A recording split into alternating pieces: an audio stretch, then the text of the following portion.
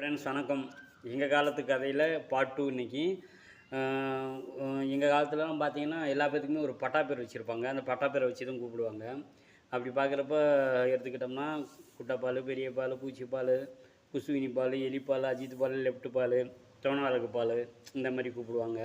அப்புறமேல பார்த்தா பாண்டின்ற பேருக்கு இனிஷியல் வச்சு சேப்பாண்டி, பூப்பாண்டி, ஏப்பாண்டி, கீப்பாண்டி, லெஃப்ட் பாண்டி அப்படின்றது. அப்புறமேலு பார்த்தா பொதுவாக பட்டா பேர் வந்து வரும்.